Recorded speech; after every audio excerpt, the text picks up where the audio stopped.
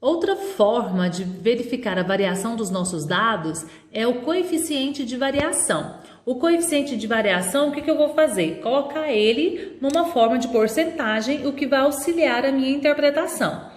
Então, o coeficiente de variação de uma série de valores, de dados, é o desvio padrão dividido pela média vezes 100, porque fica mais fácil para fazer a interpretação, porque o resultado vai ser em uma porcentagem.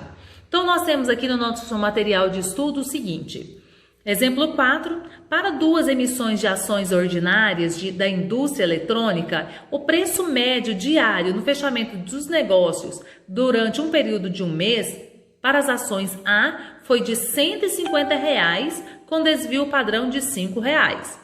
Para as ações B, o preço médio foi de 50, com desvio padrão de 3. Ele quer saber, com relação ao nível do preço, qual dos tipos de ações é mais variável. Bom, vamos ver quem vai variar mais do que a outra. O valor de A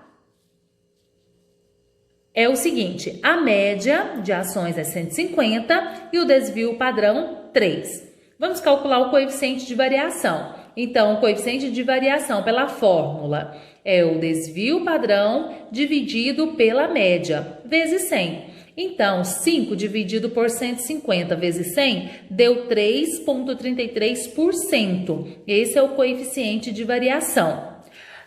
Já para a empresa B, o preço médio foi de 50, o desvio padrão de 3 e vamos calcular o coeficiente de variação.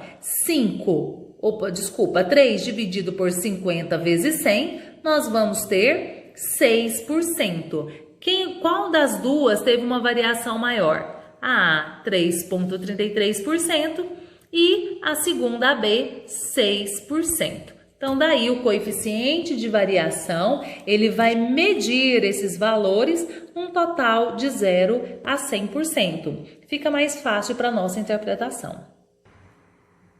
Fazendo o resumão do que foi dito, nós temos as medidas de tendências de dispersão ou de variabilidade, que significa quantos meus dados vão variar em relação à média. A mais simples dessas medidas é chamada de amplitude total. Como é que eu vou calcular? Eu vou pegar o maior valor do meu rol e subtrair pelo menor valor. A variância e o desvio padrão, o cálculo é o mesmo. A diferença é que no desvio padrão eu vou tirar a raiz quadrada. Bom, então nós temos aqui os dados. Quando eles não têm distribuição de frequência, eu vou pegar o meu valor, subtrair da média, pegar esse valor, elevar ao quadrado. Somar todas essas parcelas e dividir por n. Alguns autores colocam n-1. Mas vamos adotar o padrão de n.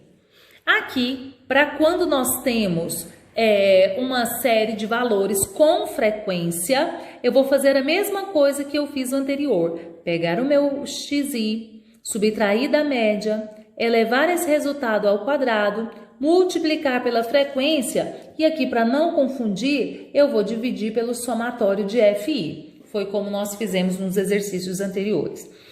O desvio padrão, eu vou retirar a raiz quadrada. A variância também eu posso utilizar, só que ela é um valor mais amplo. Por isso que desses dois valores, o mais utilizado é o desvio padrão. O coeficiente de variação, nós vamos descobrir esse valor num percentual. Por isso que eu vou fazer a divisão do desvio padrão pela média vezes 100. Daí nós temos as principais medidas de dispersão.